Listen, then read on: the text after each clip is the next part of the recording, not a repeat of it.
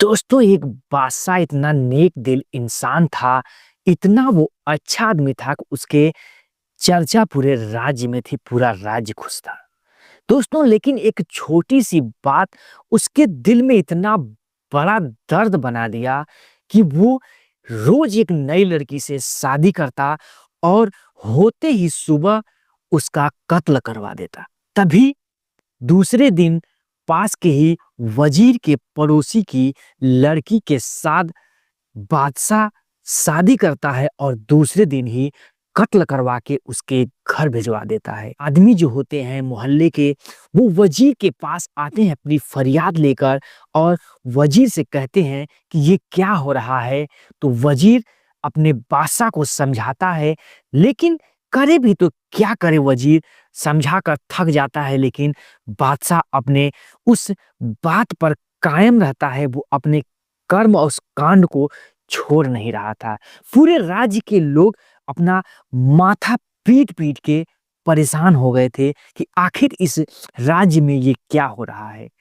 उधर वजीर की एक जवान बेटी आलिया जो खड़ी होकर इस कारनामे को देख रही थी और सुन रही थी। वो अपने पिता से कहती है कि पापा, मैं अपनी बादशाह के साथ निकाह करना चाहती हूँ। वजीर सुनता है, उसके होश उड़ जाते हैं। वजीर कहता है कि तुम समझ रही हो, क्या कह रही हो बेटा? तुम शादी करोगी बादशाह के साथ, सुबह ही वो तुम्हारा कत्ल करवा देगा। बेटी जो होती है वो कहती है कि अगर अल्लाह के हाथ में मेरा मौत मेरे बादशाह के हाथ ही लिखा हो, तो इससे बड़ी जन्नत की क्या बात हो सकती है। दोस्तों, वो अपने जिद पर अड़ जाती है। वजीर को मजबूरन बादशाह के पास जाकर अपनी बेटी के शादी का प्रस्ताव देना पड़ता है। दोस्तों, वीडियो में आगे बढ़ने से पहले आपसे छोटी सी रिक्वेस्ट है कि चैनल पर नए हैं तो चैनल को सब्सक्राइब कर लीजिएगा, वीडियो को लाइक कर लीजिएगा और वीडियो अच्छी लगे तो दोस्तों में शेयर कर दीजिएगा। आइए समझते हैं कि आखिर वो बादशाह क्यों शादी करके लड़कियों का सुबह ही कत्ल कर देता था। आखिर उसके दिल में कौन सी ऐसी बात जख्म बना गई थी जिससे कि वो ऐसा कांड कर रहा था। दोस्तों, बादशाह जो था उसका विवाह एक बहुत ही अच्छी खूबसूरत बेगम के साथ होता है। दोस्तों, उसकी बेगम जो होती है वो बहुत ही अच्छी होती है और उन लोगों का जीवन बहुत ही अच्छे से चल रहा था। एक दिन वो किसी काम के सिलसिले से बाहर गया होता है और 2-4 दिन बाद वापस लौट के आता है, तो देखता है अपने घर में ही उसकी बेगम जो थी वो एक गुलाम के साथ संबंध बना रही थी, रिलेशन बना रही थी। दोस्तों, वो गुस्से में आकर उस गुलाम और बेगम का कत्ल कर देता है और उसके एक फोटो बनवा के उस गुलाम और बेगम के साथ का अपने कमरे में वो सजा देता है। वही बात उस आंख में एक बड़ा जख्म कर गई कि सारी बीवियां जो बेवफा होती हैं, शौहर के न होने के बाद ये लोग रंग रलियां मनाती हैं। इसीलिए वो बीवी को किसी को भी अपनी पत्नी बनाता और उसके बाद उसका कत्ल करवा देता। दोस्तों, इधर वजीर की बेटी मल्लिका जो आलिया थी, वो बादशाह की बेगम बनने के लिए तैयार थी। रीत रिवाज के हिसाब से बादशाह के साथ आलिया की शादी हो जाती है। वजीर की बेटी जब बेगम बन के बादशाह के घर में जाती है, बादशाह की खिदमत करने लगती है, बादशाह के रूम में जाती है, कमरे में, और बादशाह की सेवा करने लगती है। बादशाह उस तस्वीर को देखता है, गुस्से में आ जाता है, "ए बेगम, तू मेरी खिदमत मत कर, तू बस रात भर की बेगम है, कल तेरा कत्लेआम हो जाएगा, तू मोह माया में मुझको मत डाल।" बेगम कहती है, "मैं आज रात भर के लिए मैं आपकी बेगम हूँ, जो चाहे वो कर सकती हूँ। आप सुबह मेरा कत्लेआम करवाएंगे, उससे पहले तो आप पर मेरा पूरा अधिकार है।" दोस्तों, बादशाह जो होता है वो कहता है, "ठीक है।" बेगम होती है, कहती है, "चलिए बताइए, आपकी क्या खिदमत करूं? कोई गाना सुनाऊं, कोई कहानी सुनाऊं, या नृत्य करूं, किस हिसाब से आपका दिल बहलाऊं। बेगम से बादशाह कहते हैं जो चाहो उस मर्जी से तुम दिल बहला सकती हो। बेगम कहती है कि चलिए आपको एक कहानी सुनाती हूँ। बादशाह कहते हैं ठीक है कहानी सुनाओ। एक शरबत के प्याले में शरबत लाके बादशाह को देती है कि लीजिए आप पीजिए, मैं आपको कहानी सुनाती हूँ। बादशाह के पैरों को पकड़ के पैरों को दबाने लगती है एक बेगम की तरह और बादशाह को कहानी सुनाने लगती है। कहती है कि एक परिवार में एक ताजीर था, उसकी 2 बेटियां और 1 बेटा और 1 बेगम था, जो हंसी खुशी से जीवन उनका चल रहा था। जीवन में वो बहुत ही आनंदित थे, बहुत ही अच्छे से उनका गुजर बसर चल रहा था। वो बहुत अमीर नहीं थे, बहुत गरीब भी नहीं थे। धीरे धीरे उसकी बेटी शादी के योग्य हो जाती है, तो सोचता है क्यों ना कुछ पैसों का बंदोबस्त करें और बेटी की निकाह कर दिया जाए। ताजिर जो होता है वो काम के सिलसिले में कुछ सामान लेकर कुछ दूरी पर जो था वो बेचने के लिए निकल पड़ता है। वो सामान लेकर जा ही रहा होता है, उससे पहले उसकी बेटी जो होती है कुछ खजूर देती है कि पापा अगर आपको रास्ते में भूख लग जाए तो ये खा लेना, इसको अच्छे से रख लीजिए। ताजिर जो होता है वो रख लेता है और सफर के लिए निकल पड़ता है। सफर में जाते जाते उसे भूख लगती है, एक बहुत बड़ा सा तालाब पड़ता है, वहीं बैठकर उस खजूर को खाने लगता है। जो तालाब था वो झील की तरह था, पानी बहुत ही साफ था। सोचता है यहीं खाकर क्यों ना पेट भर लिया जाए। दोस्तों वो खजूर को खाने लगता है और खाते खाते उसकी गुठलियां जो होता है उस पानी में फेंकने लगता है। दोस्तों पानी में फेंकते फेंकते कुछ देर हो जाती है, तभी उस झील से एक जिंद निकलता है और उसे जोर से हड़काने लगता है। कहता है मूर्ख ताजिर, तूने ये क्या किया, तूने तो बहुत बड़ी भूल कर दी। कहता है जिंद, मैंने क्या भूल किया, मैं तो यहाँ खजूर खा रहा हूं और आपसे मुझसे क्या गलती हो गई।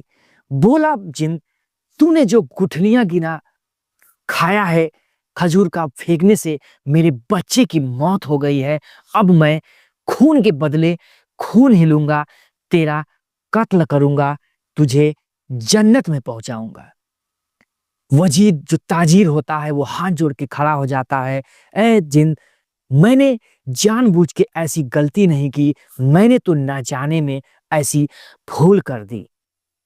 जिन जो होता है वो कहता है तूने भूल से किया, गलती या अनजाने में किया या जैसे भी, मेरे बेटे की जान चली गई है और मैं तुझे तेरी जान लेकर ही रहूंगा। कहता है ताजिर कि मैंने तो तेरे बेटे को नहीं देखा, नहीं तो मैं इसमें गुठलियां कभी भी नहीं फेंकता। जिन कहता है हम और मेरे बेटा तुझे नहीं दिखाई देते झील के अंदर, तू एक साधारण इंसान है, तू कहां से देख पाता। दोस्तों वो हाथ जोड़ के गिड़गिड़ाने लगता है, अपनी उस जान की भीख मांगने लगता है, लेकिन जिन जो होता है वो मानने के लिए तैयार नहीं था। इधर ताजिर कहता है कि अगर आप मेरी जान लेना चाहते हैं तो ये मेरे सामान है और मेरी एक जवान बेटी है, शादी करने के लिए इन लोगों को तक ये सामान पहुंचा देना और बेटी का विवाह कर देना, और आप चाहो तो मेरा जान ले सकते हो। दोस्तों जिन सोच में पड़ जाता है कि अब क्या करें, तभी सुबह की आजान शुरू हो जाती है और मस्जिदों में नमाज होने लगती है। दोस्तों मल्लिका जो होती है वो रुक जाती है और कहती है कि पासा आपका समय पूरा हो चुका, सुबह की आजान शुरू हो गई, अब आप मेरी जान ले सकते हो। बादशाह कहता है आखिर कहानी में आगे बताओ कि उसकी जान उसने लिया कि नहीं, आखिर उसके साथ क्या हुआ। मल्लिका कहती है अब तो सुबह हो गया, सुबह की आजान हो गई, आज की रात तो निकल गई, अब मैं कैसे कहानी आपको सुना सकती हूँ। कहानियां दिन में नहीं सुनाई जाती, कहानियां तो रात में सुनाई जाती। छोड़िए उससे क्या मतलब है, आपका तो समय रात पूरा हो चुका है, आप मेरी जान ले सकते हैं। दोस्तों, उस मल्लिका की, बादशाह की बेगम के आंखों में तनिक भी उसकी मौत का खौफ नहीं था। बादशाह देखता है, वो भी चकित हो जाता है कि कैसी ये लड़की है, किसके आंखों में तनिक भी अपनी मौत का खौफ नहीं है। वो उस कहानी के बदौलत वो एक रात के लिए फिर मौका देता है कि मैं तुम्हारी आज जान को बख्श देता हूं, कल शाम को फिर तुम ये कहानी पूरी सुनाओगी। उसके बाद वो अपने काम से निकल लेता है उस और अपने सारे काम निपटाने के बाद शाम को फिर वो वापस आता है। उसकी बेगम आलिया इंतजार कर रही थी अपने शौहर बादशाह का। जैसे ही बादशाह आता है, उसके पैरों की जूतियां रखती है निकाल के और उसकी खिदमत करने लगती है। दोस्तों, बादशाह कहता है कि ए मल्लिका, तुम एक रात की और मेहमान हो, तुम इतनी खिदमत मत करो, ये तो काम रोज का नौकरों का है। कहती है, रोज तो नौकर करेंगे, लेकिन आप एक दिन के लिए मेरे बादशाह हैं, तो मेरा तो फर्ज बनता है कि एक बेगम जो है अपने बादशाह की खिदमत करे। तुम्हारे हाथों से मैं मर जाऊंगी, जन्नत को पाऊंगी, उससे बड़ा मेरा और सौभाग्य क्या हो सकता है। दोस्तों, बादशाह की नजर जो होती है शाम के बारे झुक जाती है और वो अंदर अपनी जो है कि महल में प्रवेश करता है। अपने उस बिस्तर में जहां पर वो सोता था वहां पहुंचता है।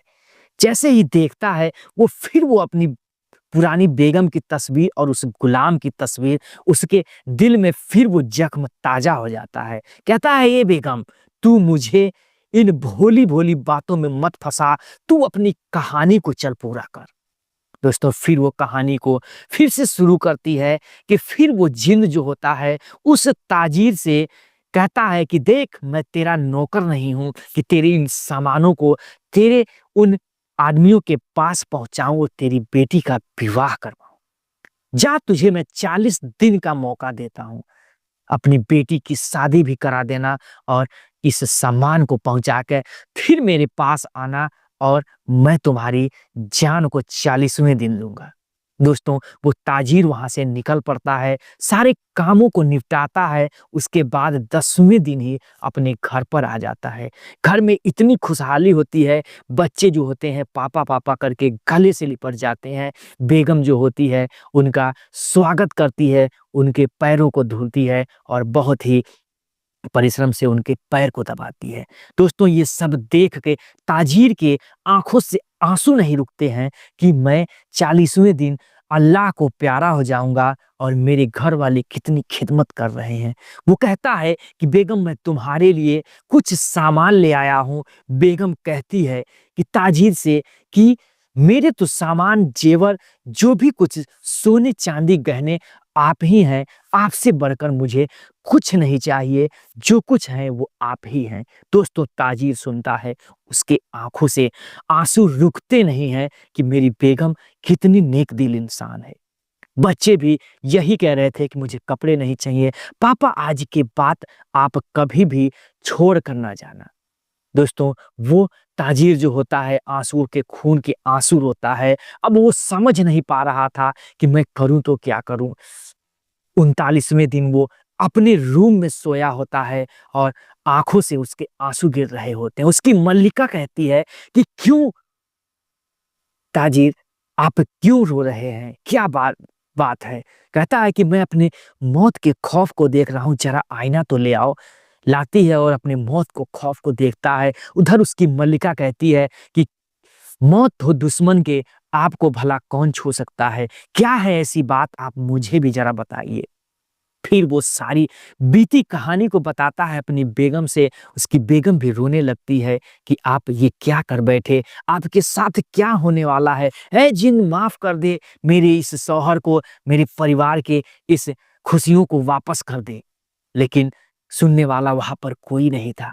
कहता है उसका ताजीर कि देखो मल्लिका, जो जेवर गहने, जो जो भी वसीयत, जो भी कुछ है, उनसे इन बच्चों की शादी करना, देखभाल करना, अगर उसके बाद भी तुम ना कर पाना तो दूसरी निकाह कर लेना, मेरे इस गम में ना रहना, मेरे इस ख्याल में ना रहना। उसकी बेगम कहती है, ए ताजिर, ए बादशाह, आप जो कुछ हो अपने शौहर से तुम ही हो। मैं आपके जाने के बाद दूसरे किसी इंसान से अपने शरीर को टच तक नहीं करवाना चाहूंगी अपने शौक से, क्योंकि मैं आपके साथ जीना मरना चाहूंगी। लेकिन इन बेटे और बेटियों का प्यार अगर मोह माया ना होती तो मैं भी आपके साथ मरना चाहूंगी। चलिए उस जिन्न के पास मुझे भी ले चलिए, आपके बदले मैं उस जिन्न से आपकी मौत की खाट चली जाऊंगी। लेकिन ऐसा क्यों हो दोस्तों, वो लाख मना के अपने पत्नी को वहां से जाने लगता है और जाकर उस जिन्न के पास 40वें दिन खड़ा हो जाता है। जिन्न जैसे ही उसे देखता है, वो ताजिर जो होता है बुलाता है कि ऐ जिन, निकल आ, मेरी जान ले ले, आज 40वां दिन है।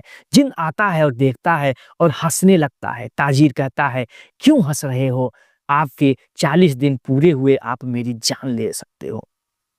जिन कहता है, जा ताजिर, मैं तुझे माफ करता हूं, तू अपने बेटी बेटियों और अपनी पत्नी के साथ जी ले और अपनी खुशियां बसा ले। मैं 40 दिन तक तेरे साथ रहा, तेरे पीछे पीछे तेरी इस वारदात, तेरी घटना को देखता रहा कि तू झूठ बोल रहा है या सच। तेरा परिवार में तेरी बहुत जरूरत है, तेरे परिवार जैसे मैं बिलख रहा हूँ, मैं रो रहा अपने बेटे के लिए, वो भी तो तेरी बेटी और बेटियां तेरे लिए बिलखेंगे और रोएंगे।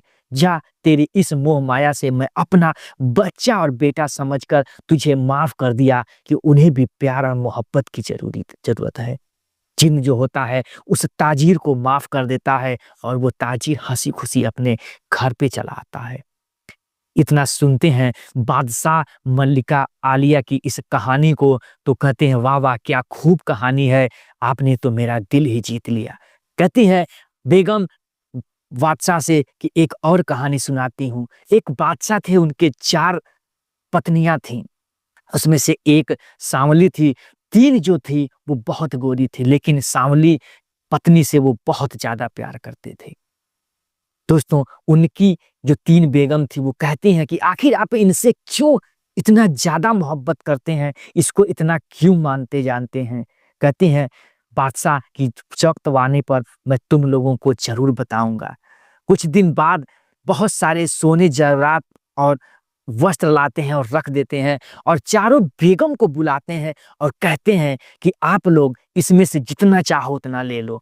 तीनों बेगम उठती हैं, जो गोरी गोरी होती हैं, वो अपने अपने कपड़े और अपने वस्त्र, अपने जेवरात अपने हिसाब से लेकर खड़ी हो जाती हैं।